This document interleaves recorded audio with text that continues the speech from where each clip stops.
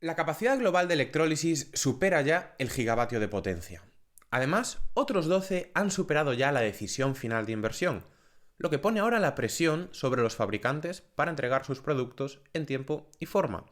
Hoy hablaremos con una de las empresas de electrolizadores con más potencial, tanto por sus planes de expansión como por las tecnologías que producen. Yo soy Bryce Armiño.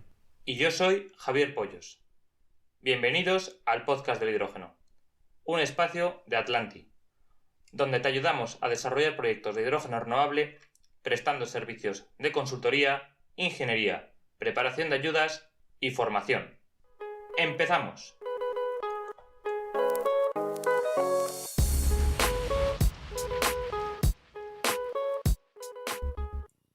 Bienvenidos a un nuevo episodio del podcast del hidrógeno. Hoy tenemos el placer de contar con Agustín Rodríguez Richo, de la empresa Topsoe. Agustín, muchas gracias por estar aquí con nosotros. No, gracias a ustedes por la invitación y por la oportunidad de compartir con ustedes este momento. Buenos días, Agustín. Un placer, como ha dicho Bryce, que vengas al podcast a compartir nuestro conocimiento. Y antes de comenzar, como siempre hacemos, nos gustaría que te presentaras tanto a ti como a la empresa Topsoe y qué es lo que hacéis en el campo del hidrógeno. Sí, cómo no. Mi nombre es Agustín Rodríguez Richo. Yo me desempeño como jefe de sector para Power2X Topsoe.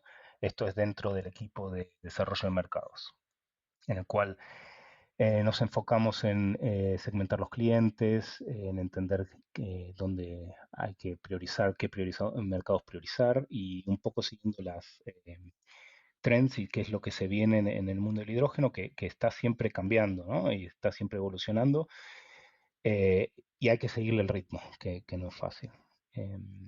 Topsoe es una empresa que está desde los 40, siempre innovando en la tecnología y estando al frente de los grandes problemas que tenemos como humanidad, ¿no?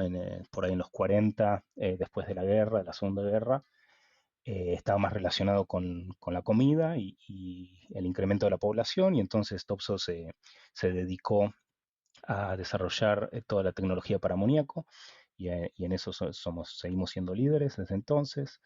Por ahí más después, cuando el problema era por ahí la lluvia ácida, nos dedicamos a ver cómo evitar ese problema y limpiar los combustibles. Y hoy el gran problema que tenemos, nuestra generación tiene enfrente, es la transición energética y la decarbonización. Y eso es lo que estamos ahora enfocándonos.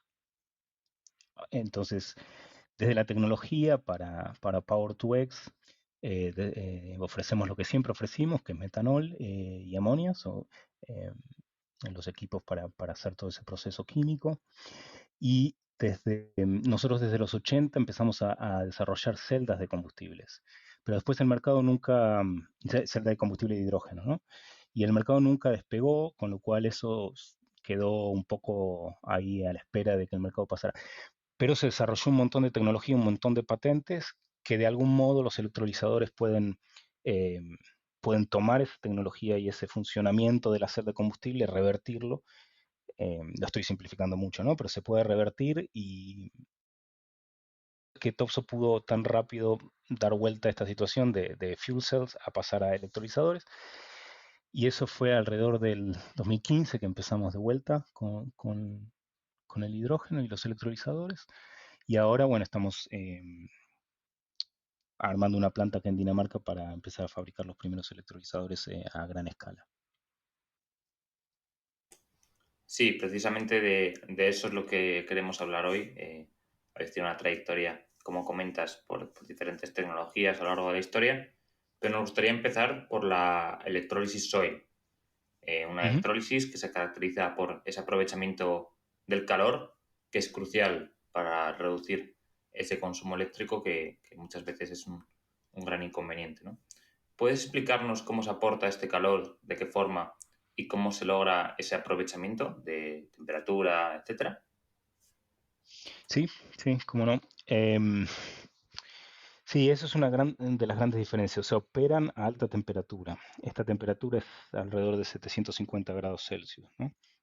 Y si hacemos un poco de repaso de química de nuestras clases de química, con la temperatura es más fácil hacer la electrólisis porque hay menos resistencia eh, y entonces el electrolizador lo que aprovecha es eso como una fuente de energía externa, con lo cual necesitas menos electricidad para romper la misma cantidad de moléculas de agua y obtener el hidrógeno y el oxígeno.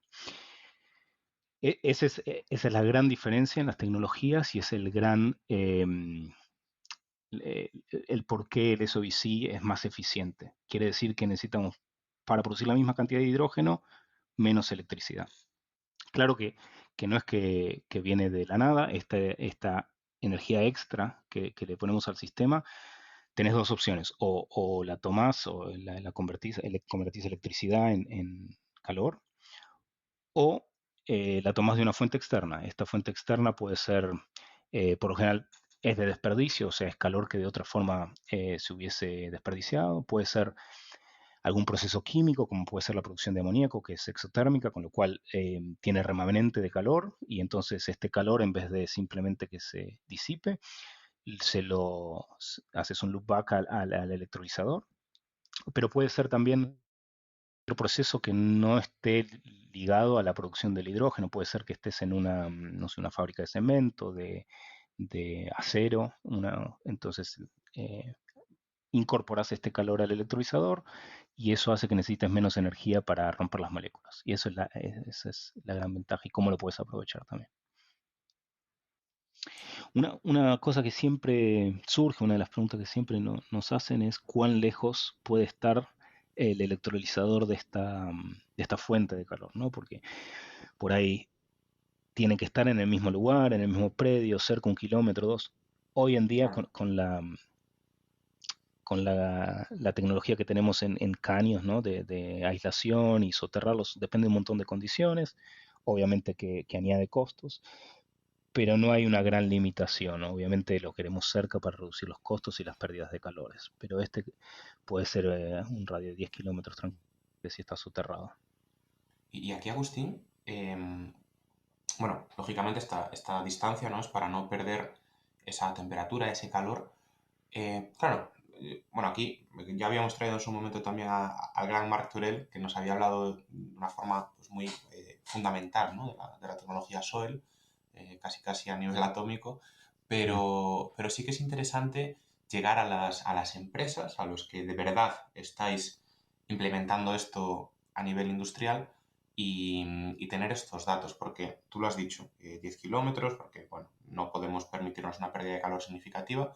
Sobre todo, la ventaja de la SOEL es que ya nos evitamos ese calor latente de vaporización, ¿no? Es decir, el pasar el agua del líquido a gas, porque lo que hacemos es ya introducir un vapor en el sistema. ¿Tenemos alguna temperatura de referencia mínima que digamos, oye, a partir de aquí ya sí que nos compensa, pues no sé, 120 grados, 130, o Ujú. tenemos que ir a temperaturas superiores?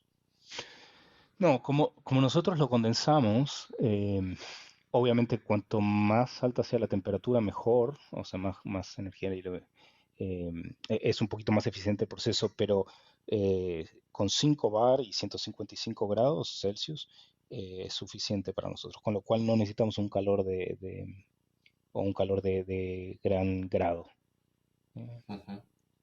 Has dicho 155 grados. sí, y Vale. 5 bar.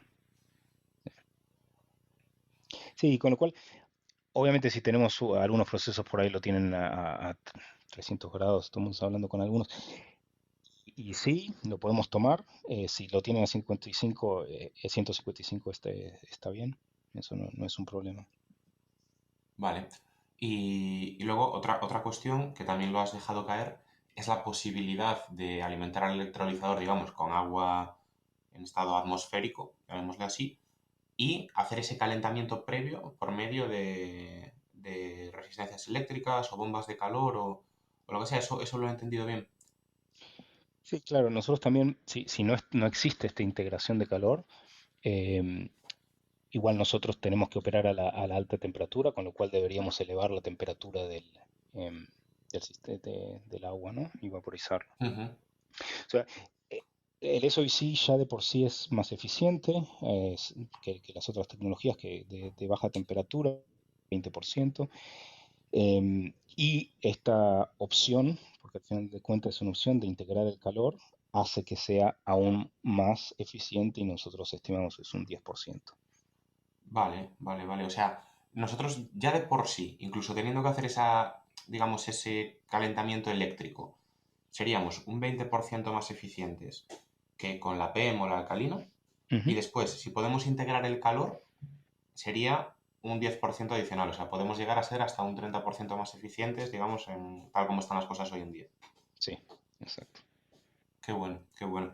Oye, pues una cosa que también, lógicamente nosotros seguimos mucho, ¿no? La tecnología Soil. Además, siempre dio la sensación, o siempre se ve en los libros, que es algo totalmente alejado del mercado actual, pero no compartimos para nada esa opinión. Ya empieza a haber comercializaciones, ¿no? De productos Soil, tú lo has comentado, vosotros estáis ahora mismo ya lanzando una gigafábrica de una tecnología que además se soporta en gigavatios de pilas de combustible vendidas a lo largo de los últimos años.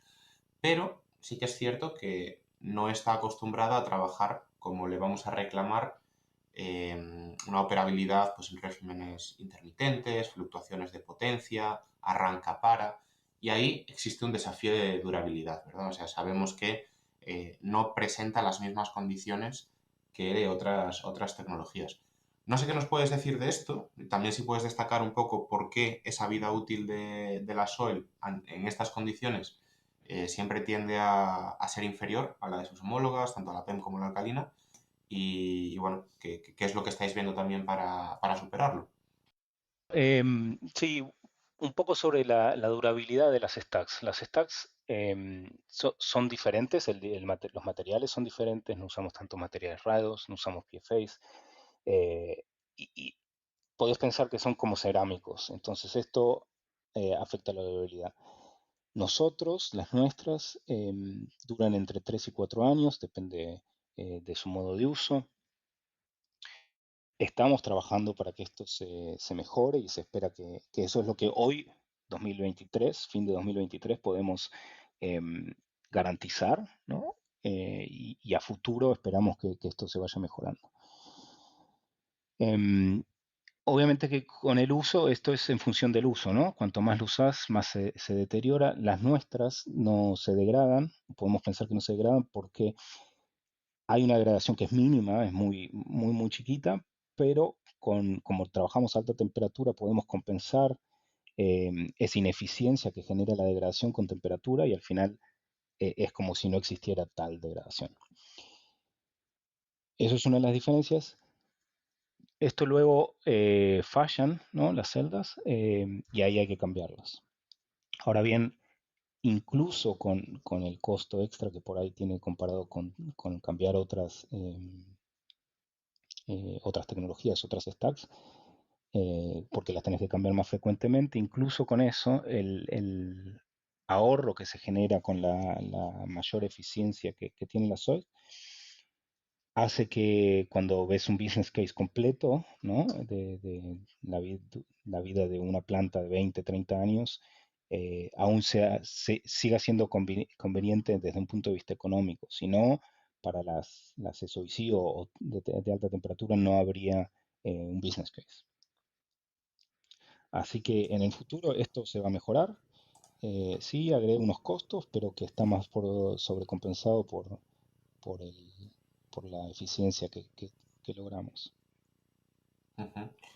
Y otra cosa que también, bueno, más allá de los precios, ¿no? de inversión, que luego podemos hablar un poco de ellos, bueno, es todo lo que rodea al electrolizador. Quiero decir, nosotros no solo tenemos una inversión en el propio equipo, sino que también, pues por ejemplo, si después tenemos una planta de amoníaco, tendremos que comprimir ese hidrógeno pues, a los 200, 300 bares que necesitemos, una planta de metanol hasta los 100 bares.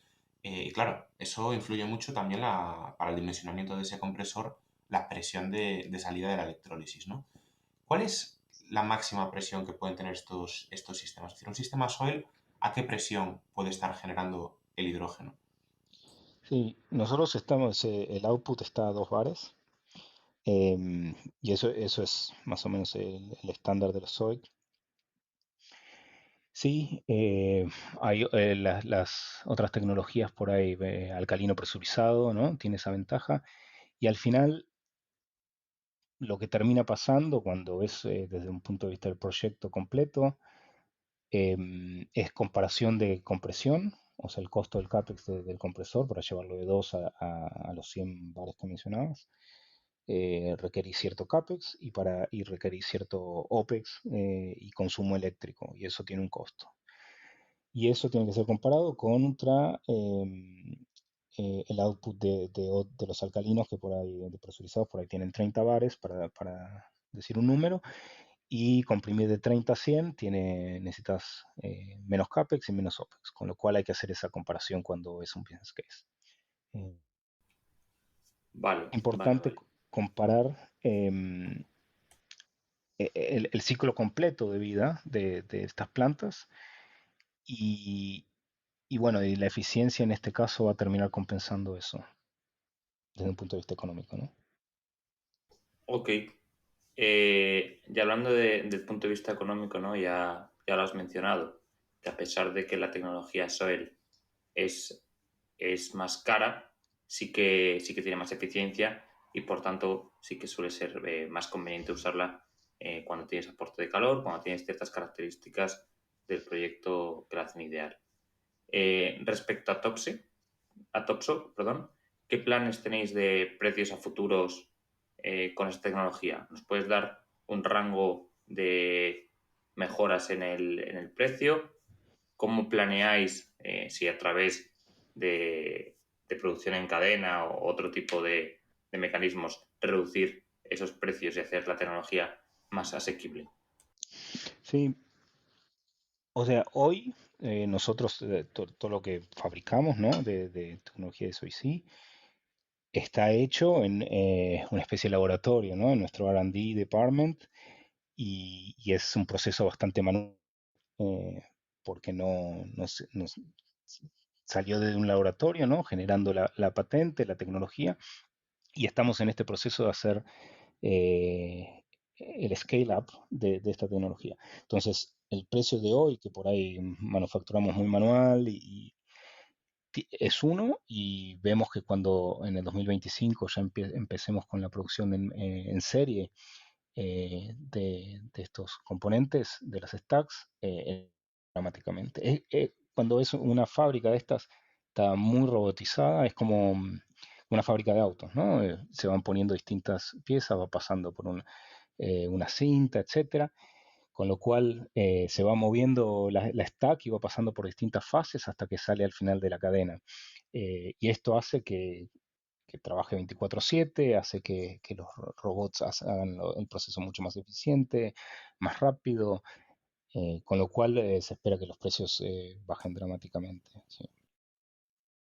También te queríamos preguntar por los planes que tenéis en Topso, ¿no? Esa fábrica que vais a empezar a operar, esos nuevos gigas de electrolizadores que vais a empezar a producir, en qué sectores os estáis enfocando, qué capacidad de electrólisis tenéis prevista a medio y corto plazo, aunque ya lo has dejado caer.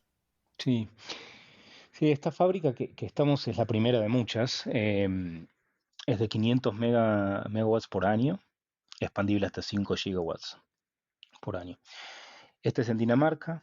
La segunda ya anunciamos que va a ser en Estados Unidos, valores similares de capacidad, o un poquito más grandes.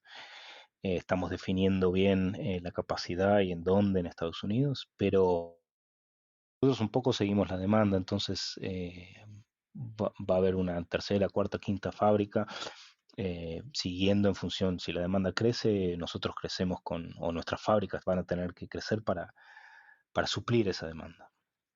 Nosotros vemos, o sea, que el hidrógeno tiene que ser utilizado donde es más efectivo su uso. Entonces, primero viene la electrificación, ¿no? Entonces, cualquier proceso, desde los autos o cualquier otro proceso industrial que se pueda electrificar, eso siempre es más eficiente, ¿no? Que pasar por la electrolización y después utilizar el hidrógeno. Entonces, teniendo esto en mente, ¿no? Que nosotros nos estamos enfocando en los sectores que son más difíciles de electrificar y hoy por lo menos no existe una solución de electrificación simplemente porque consumen muchísima energía. Estos son desde el cemento, el acero, el vidrio, bueno, la producción de amoníaco, la producción de metanol, em, procesos industriales. Y después, por otro lado, también las refinerías, que ellos son los grandes consumidores hoy de hidrógeno, lo hacen a través o usan como feedstock el gas natural.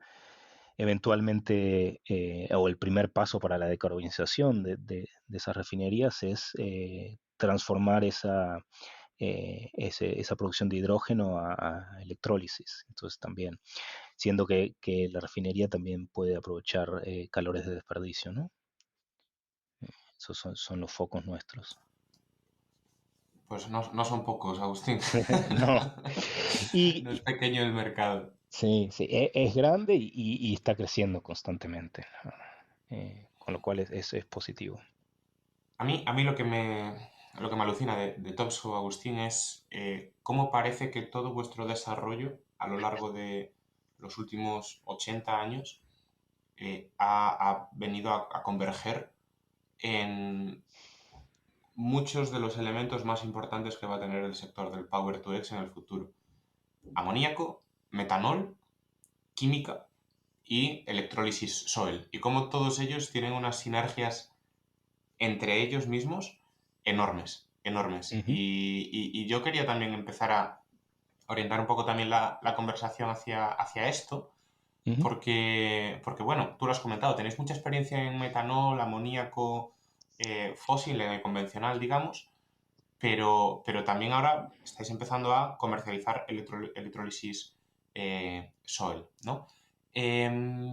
Y una de las potencialidades que existen con la electrólisis SOEL es la de realizar la coelectrólisis, ¿verdad? Introducir, pues en ujú, esa corriente de vapor, introducir también, por ejemplo, dióxido de carbono, de modo que podamos crear ya ese gas de síntesis que va a ser la alimentación, pues por ejemplo, para el propio reactor de metanol, ¿no? Como ya lo es hoy en día, que el metanol se hace a partir de ese gas de síntesis, que es dióxido de carbono, monóxido de carbono e hidrógeno. Entonces, esto es una potencialidad enorme, ujú. porque bueno, nos aumenta mucho la eficiencia y simplifica mucho los procesos aguas abajo. Pero por el momento no deja de ser una potencialidad que tenemos en papel, en estudios, en informes, etcétera. Desde Topsoe, ¿lo veis como algo viable? ¿Es algo en lo que estéis trabajando? ¿O todavía no está la tecnología en ese punto? Sí, nosotros tenemos desarrollo de eso, no está comercial, porque nosotros lo que tenemos es equipos electrolizadores, es nuestro ECOS de dióxido de carbono, con lo cual podrías combinar un electrolizador SOLT para producir hidrógeno y un ECOS para electrolizar dióxido de carbono y tener monóxido al final y mezclar los gases.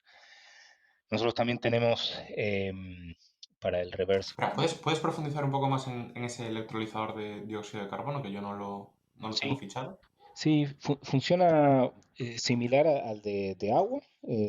Tiene algunas modificaciones internas, ¿no? O sea, no es exactamente lo mismo, pero es el mismo principio, en el cual consumiendo energía eléctrica se electroliza el dióxido de carbono y al final tenés óxido, oxígeno.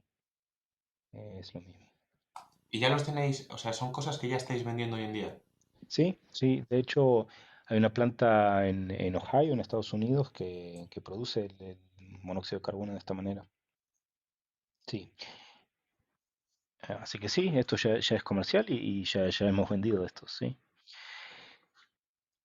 Pero también Muy tenemos, interesante. sí, porque el método más tradicional para producir este gas de síntesis es el reverse water gas shift. Y nosotros ahora con la decarbonización o teniendo esta visión de decarbonizar nuestros procesos, eh, logramos ofrecer o para calentar este recipiente, por lo general se usan quemadores de gas natural, ¿no? Y ahora tenemos un nuevo producto que en vez de usar gas natural para eso, utiliza electricidad, o sea que el calentamiento es eléctrico, con lo cual también decarboniza esa parte del proceso. Y estamos siempre revisando los procesos para ver cómo se pueden decarbonizar los que necesitan temperatura, cómo lo podemos o agarrar temperatura de algún otro proceso o utilizar electricidad, con lo cual la empresa está en este camino de ir hacia un net zero. Pero digamos que entonces en un mismo electrolizador Mm. ambos procesos todavía no se está ofreciendo, ¿no? No, eso no. Vale, vale. Y ya, bueno, otra de las ventajas que tenemos para sobre todo esas plantas de amoníaco, el metanol es cierto que, como sabemos, ¿no? El reactor genera calor, pero, pero se lo lleva toda la columna de destilación, entonces ahí poco podemos aprovechar, pero por ejemplo en el caso del amoníaco tú lo has mencionado, es una reacción tremendamente exotérmica, hay una gran cantidad de calor que se puede aprovechar. ¿Cómo funciona esa integración con la soil? ¿Sería capaz la planta de amoníaco de aportar el calor necesario para llegar a esos 155 grados con 5 bares? ¿Habría que aportar calor de forma adicional? ¿Y qué ventajas nos presenta esto con respecto a otras tecnologías como la alcalina o la PEM? Sí, sí, se puede integrar. Es lo que estamos viendo con muchos clientes que están viendo de integrar este calor al SOIC. Eh, no te alcanza para hacer o para alimentar el 100% del calor que necesita el SOIC, con lo cual eh, cerca del 50% es el calor que te da una planta de amoníaco para el hidrógeno que le hace, con lo cual el otro 50, cerca del 50% necesitas hacerlo con energía eléctrica. Y la ventaja ahí es que este calor por ahí lo ves desperdiciado y toda esa energía no tenés que, o el proceso no tiene que comprarlo a la red eléctrica, ¿no? Entonces, de vuelta, mejora el económico de la planta y al final del día es el precio del amoníaco que se disminuye, ¿no? Ujú. Y es un problema, por ejemplo, porque claro, a ver, quizás en el caso del amoníaco no, porque sabemos que es un proceso aguas abajo y que seguramente esté operando 24/7. Pero, por ejemplo, las plantas cementeras o las plantas industriales, que en muchas ocasiones sí que tienen oscilaciones en el rango de funcionamiento, es decir, igual están pues funcionando al 100% un momento, después bajan al 50% y eso también impacta la cantidad de calor disponible. ¿Qué estrategias de mitigación hay para evitar estos problemas? Por ejemplo, por el calor que no tenemos o que tiene fluctuaciones, ¿es un problema o no lo es? Simplemente baja la eficiencia de la máquina. ¿Cómo funciona esto, Agustín? Sí, no, no es un problema. Es mejor que esté, ¿no? A que no esté, porque por la eficiencia. Pero cuando no tenés el calor disponible, tendrás que usar electricidad para compensar, con lo cual eso no es un problema. Pero déjame te comente algo de la planta de amoníaco, porque nosotros ofrecemos una planta de amoníaco flexible. Esto quiere decir que puede seguir las fluctuaciones en el feedstock, ¿no? Si el hidrógeno fluctúa o la provisión de hidrógeno fluctúa, la planta de amoníaco puede bajar su capacidad de operación o subir en función de cuánto hidrógeno haya disponible, ¿Hasta qué porcentaje? hasta 10%, de 10 a Caray. 100. Eh, ¿Y eso lo tenéis ya lo tenéis operativo? ¿Ya lo tenéis probado? sí, vamos, de hecho tenemos, bueno, para agosto, septiembre del año que viene va a estar ya funcionando un demo que tenemos acá en Dinamarca, con lo cual va a estar conectado a fuentes renovables directamente y va a seguir la fluctuación de la provisión de electricidad, que a su vez hace que fluctúe la provisión de hidrógeno y entonces la planta de amoníaco va a tener que fluctuar.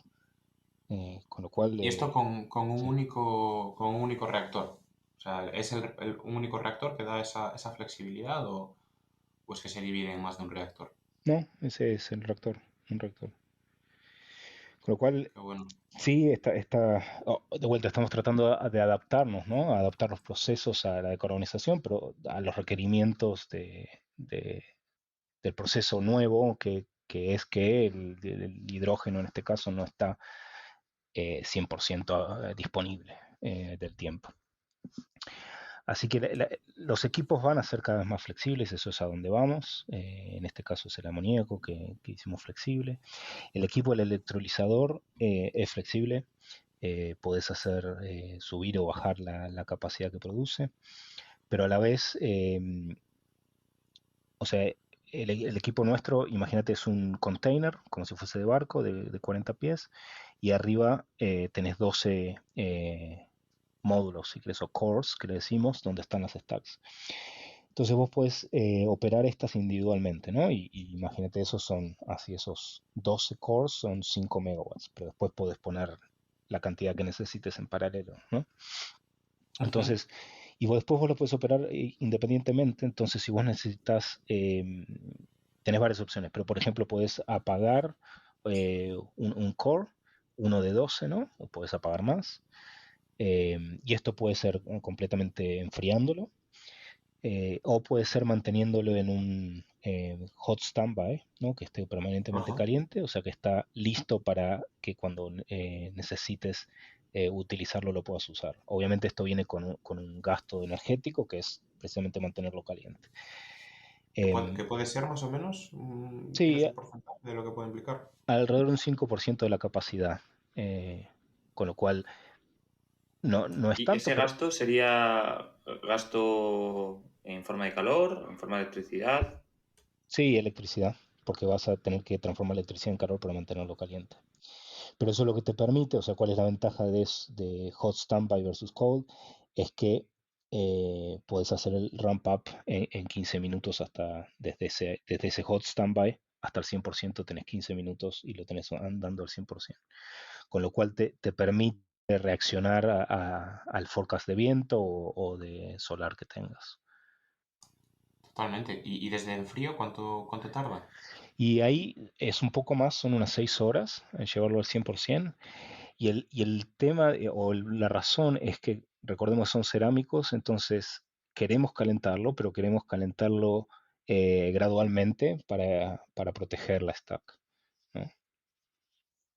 Entonces, entonces tenés, para ser flexible, ¿no? Tenés estas opciones, o lo apagás o bajás la capacidad por ahí no sé, el 30% de tu planta, en vez de operar al 100% puede operar al 70%, por decirte un número, o podés elegir mandar algunas cores directamente a Hot Standby, con lo cual la flexibilidad es bastante grande. Está claro. ¿Cuál era el mínimo? Perdón, Agustín, no sé si lo dijiste antes, pero ¿cuál era el mínimo de funcionamiento de la SOIL? El rango más bajo. 10%. 10%. Claro, es que supongo que al final hasta te compensará más estar al 10% eh, que perder ese 5%, ¿no? Para mantenerlo en standby. Sí, sí, es muy probable. Lo que pasa es que si no tenés disponibilidad de electricidad, no tenés esa opción, ¿no? Pero sí. Bueno, pero como sois tan eficientes, yo tengo la teoría y estamos empezando a meterla en nuestros modelos de que un remanente de SOEL en los proyectos grandes siempre viene bien. Aunque estés generando con electricidad de la red, no vas a empeorar tanto tu huella de carbono de tu combustible generado, de tu metanol, de tu amoníaco, de tu hidrógeno, como para que salga fuera de la categoría de combustible Ujú, no biológico, ¿no? De combustible sintético renovable.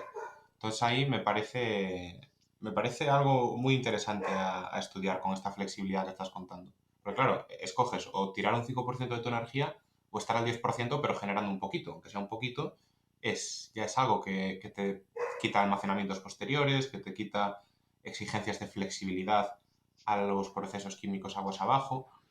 Y bueno, gracias a ujú. esa eficiencia, porque igual si me dices un alcalino, un PEM, claro, es que desperdicias un 40-50% de la energía, pero aquí igual estás desperdiciando un 20%, con lo cual, a pesar de usar energía de la red, no aumentas tanto tu huella de carbono, porque no desperdicias tanta energía. Yo creo que realmente es algo a considerar en los proyectos desde ya, porque como decíamos antes, tenéis ya la tecnología lista. Ujú. Sí, por ahí una observación ahí sería que por lo general cuando no tenés la energía eléctrica disponible y entonces tenés que irte a la red, es cuando los precios en la red son los más caros, ¿no? Porque tenés menos oferta, con lo cual va a haber algún tipo de balance económico al final del día qué es lo que conviene hacer, ¿no? Para el desarrollador de ese proyecto va a tener que elegir qué hago, consumo este 10% extra, produciendo por lo menos algo a este precio, ¿no? Y cuál es el break-even. Eh, sí. Yo, Agustín, te quería preguntar, bueno, no sé si quieres añadir algo más, por proyectos que tengáis ya anunciados, eh, si tenéis alguno anunciado en Europa, en España, eh, qué tamaños o qué fechas previstas tenéis. Sí, tenemos uno con First Ammonia, que originalmente iba a ser en Alemania, ahora lo pasaron a Estados Unidos, tratando de aprovechar el IRA. Em, y estos vienen para el 2026, van a empezar a producir. Con lo cual son nuestros primeros clientes, ¿no? ¿Y de qué tamaño estamos hablando? El primer proyecto, em, sí, ahora te lo busco bien para darte el número correcto. Dame un segundo. Dame un segundo. Entiendo que estos proyectos, al menos al principio, siguen siendo containerizados, ¿verdad? Sí, o sea, es todo containerizado. Lo nuestro, por lo menos la parte de los electrolizadores, ¿no? Porque también ofrecemos para los procesos de amoníaco y- y metanol containerizados para ciertos volúmenes, ¿no? Hay como ciertas capacidades, ciertos rangos. Y si excedes esos rangos, pues una planta muy grande, entonces ya no es tan económico hacerlo containerizado, entonces vamos directamente a una construcción. Pero los electrolizadores son siempre containerizados. ¿Tienes por ahí el tamaño de la planta? O si Sí, bueno, la primera fase son 100 megas y después tiene megawatts y tiene la opción de ir hasta 1 gigawatts ahí. Después tiene más fases y ellos con nosotros hicieron una reserva para las dos. vamos, ¿y esta planta sigue siendo containerizada o La parte de los electrolizadores, sí. Por lo menos estos 100 mega, ¿no? Los electrolizadores nosotros siempre los ofrecemos así containerizados. Eso tiene muchas ventajas, ¿no? Desde el punto de vista de eficiencia, costos, incluso para armarlo, ¿no? Para ensamblarlo en el sitio, un montón de requerimientos, o sea, eso al final del día también es costo, pero también algo no menor, sobre todo en estos proyectos y en esta carrera contra el tiempo en la que estamos, que es disminuye los tiempos de construcción, ¿no? En sitio. Entonces hace que claro, puedas sin tener duda? tu primer molécula de amoníaco antes. Y en términos de espacio, antes comentabas un contenedor 5 megavatios, es capaz de alojar. Sí, es un contenedor de 40 pies. Después necesitas el transformador en un contenedor de 20, o sea, la mitad. Sí. Y bueno, tenés que después dejar cierto espacio entre ellos, ¿no? Por un tema de seguridad, para Sí, hacerle pero mantenimiento. es lo mismo que un PEM. Quiero decir, me sorprende, o sea, en términos de espacio no es tan exigente. No, eso es un poco comparable eh, con alcalino. Una de las ventajas que tiene con respecto al espacio, por ahí, que no necesitas, digamos, un galpón o cubrirlo con alguna especie de edificio, por así decirlo. Es simplemente como viene el contenedor, está listo para dejarlo en intemperie. Con lo cual también te ahorra ahí construcción y tiempos. Estupendo. A mí no me queda ninguna otra pregunta, así que nada más que preguntarte, según tu perspectiva, ¿dónde te ves en el futuro, en los próximos años? ¿Seguirás apostando por la tecnología SOEL? ¿Cómo te ves en el sector del hidrógeno? Sí, creo que en hay una gran limitante en todo este proceso en el que estamos, ¿no? De transición, que es la energía renovable y la producción de energía renovable. Eso es una gran limitante. Necesitamos mucho. Entonces, tenemos que hacer el mejor uso de lo que se vaya construyendo y de lo que hoy está disponible. Ahí es donde la importancia y la eficiencia, no solo para los electrolizadores, este sería nuestro caso, pero para absolutamente todo, ¿no? Desde heat pumps hasta las siendo más eficientes los eléctricos. Entonces, yo creo que sí, vamos a seguir yendo en esa dirección debido a la escasez de esta electricidad renovable que el mundo está construyendo más y está en un buen camino. Pero entonces tenemos que en las próximas décadas hacer el mejor uso de eso. Así que yo creo que eso va a seguir. Eso y sí va a estar a la cabeza en esto, precisamente por esta situación. Y los costos eventualmente sí son un poco más caros, pero eventualmente van a ir cayendo. Cuando ves las curvas de cómo decayeron los costos de, no sé, el viento o los paneles solares, una vez que hay una adopción masiva o más grande de esos, caen dramáticamente. Y ahí es hacia donde estamos yendo. Eh, Pensemos que la tecnología de electrolización está hace 100 años disponible, y la de SOIC es relativamente nueva, con lo cual vamos a ver una reducción de costos dramática. Eh, Así que soy optimista, tengo esperanza de que esto se va a dar más rápido de lo que estamos esperando. Es cuestión de que las cosas empiecen a coalescer. Pues estamos seguros, Agustín, de que así será. Nosotros no nos cansamos de decirlo, somos firmes creyentes en la tecnología SOEL Ujú, y como ya hemos dicho a lo largo también de la entrevista, ¿no? Del programa, creemos que Topsoe está en el punto en el que convergen muchas de las tecnologías que van a tener un rol fundamental en el desarrollo del hidrógeno, del Power-to-X en los próximos años. ujú. Así que esperamos contar contigo en futuras ocasiones, Agustín, para que nos cuentes, una vez ya se hayan desplegado esta gigafábrica, estos proyectos, pues muchos de los aprendizajes que habéis tenido y así se los podamos transmitir a nuestros oyentes. Por nuestra parte, no podemos hacer más que agradecértelo de nuevo y desearte muchísima suerte en todos los futuros desarrollos. Un abrazo grande, Agustín. Bueno, un abrazo grande y gracias por la invitación. Muchas gracias, Agustín. Un abrazo. Y hasta aquí ha llegado el episodio de hoy, en el que hemos contado con la presencia de la empresa Topsoe, de la mano de Agustín Rodríguez. Esperemos que os haya gustado y que nos acompañéis durante los próximos capítulos, ya que es mucho lo que tenemos y queremos contar. Dadle a like y suscribiros para ayudar a que este podcast crezca. Todas vuestras valoraciones serán bien recibidas en el correo elpodcastdelhidrógeno@gmail.com o en los comentarios de las principales plataformas. Un abrazo grande y hasta la próxima semana.